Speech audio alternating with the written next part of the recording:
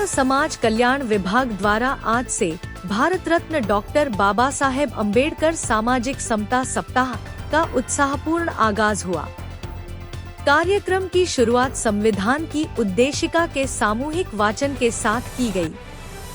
यह सप्ताह इस वर्ष विशेष है क्योंकि इसमें महात्मा ज्योतिबा फुले की 2 सुवीन जयंती, संत गाडगे महाराज की 150वीं जयंती और महाड सत्याग्रह का शताब्दी वर्ष मनाया जा रहा है।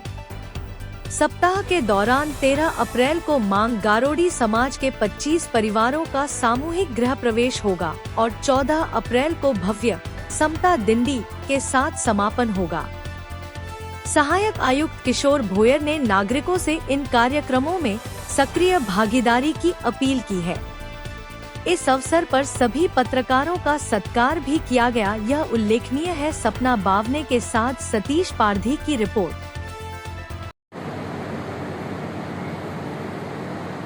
ये सर्व विविध कार्यक्रम करत असताना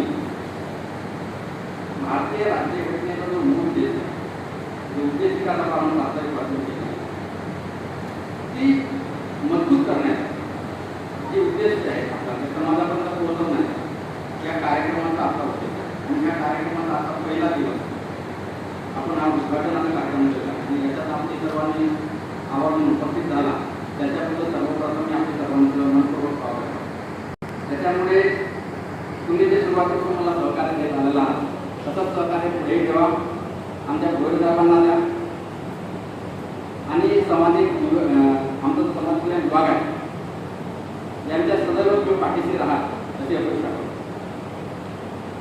मी फार जास्त बोलणार नाही, तुम्हाला तुमचे सांगतो 360 जाती महाराष्ट्रात 29 समाजात आहेत। शेड्यूल कास्टच्या 59 जाती आहेत महाराष्ट्रात आणि हा आपण एका घरात 2 धर्मांपर्यंत वेगवेगळा असेल, परंतु या सर्व लोकांना एकत्र आणण्याचं काम हे फार मोठं काम होतं आणि ते आपल्या भारतीय राज्यघटनेने केलेलं आहे। आपले किती मतभेद असो, किती मतमतांतर असो, किती आपले उद्देश अलग अलग असो, परंतु देशाच्या नावानं आपण एकत्र आहोत। आपली प्रायोरिटी देश आहे आणि हेच देशाची वास्तविक उद्देशिका आहे ती आपल्याला सामान्य लोकांपर्यंत पोहोचवण्यासाठी हा कार्यक्रम आहे। या सर्व कार्यक्रमात आमची उद्देश आहे, आमची भावना आहे की आपण जनसामान्यापर्यंत पोहोचण्याचा आपण सहकार्य करावं, माझी सर्वांना नम्र विनंती आहे। दुसरं असं मी बाकी हा जो कार्यक्रमाच्या आयोजकात त्यांनी व्हॅलिडिटी सादर केलेला आहे, त्यांच्या सर्वांचे व्हॅलिडिटी झालेले आहे।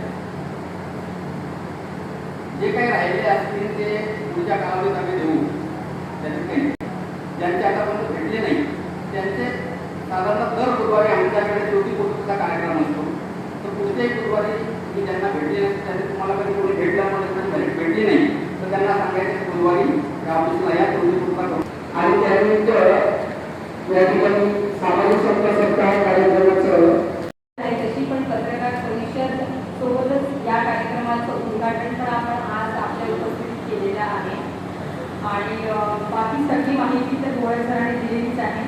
पत्रकार म्हणून मी पण कधीतरी तिथे होतीच आणि आपण समजतो विधायिका, न्यायपालिका, ब्युरोक्रेसी आणि पत्रकार हा चौथा स्तंभ असतो एकूणच लोकशाहीला मजबूत करण्याचा, टिकवण्याचा।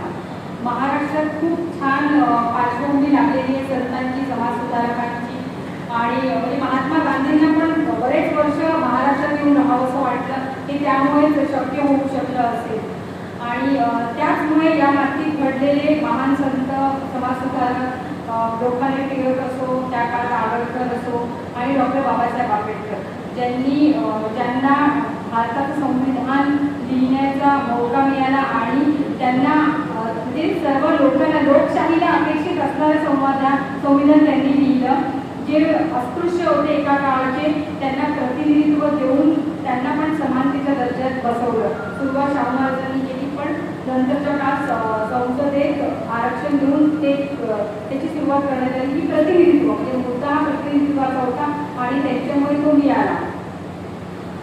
आपण व्यावसायिक पत्रकार आहोत, आपल्याला आपलं पगार पण मिळतो, पण त्यापेक्षा जास्त आपण जागरूकता पसरवण्याचं काम नागरिकांमध्ये करतो आणि ती जबाबदारी आपण या सप्ताहानिमित्त पण पार पाडणार अशी अपेक्षा आहे माझी म्हणतो। आणि वैज्ञानिक आणि पुरोगामी ची एकत्र सांगड घातल्याशिवाय महाराष्ट्र किंवा भारत विकसित होणारच नाही आहे। म्हणजे आपण काही केलं आणि वैज्ञानिक विचार सोडून दिला तर बिना वैज्ञानिक विचाराने आपण कधी पण पुढे जाऊ शकणार नाही. हा वैज्ञानिक विचार मांडण्यासाठीचाच हा सप्ताह पण आहे. 50 वर्षापूर्वी म्हणजे त्यांच्या वयाच्या 22व्या वर्षापासून ते 1 वर्षापासून सुरू केलेलं मोठं आंदोलन आणि आज नंतरच्या काळात महाराष्ट्र शासनाने आणि केंद्र शासनाने पण स्वच्छ भारत अभियानाला दिलेलं बळ, तर ती पण जयंती आपण या निमित्ताने साजरी करत आहोत. सोबतच वेगवेगळं जे आपल्याला जेवण्यासाठी कसं आपण करावं आणि वैज्ञानिक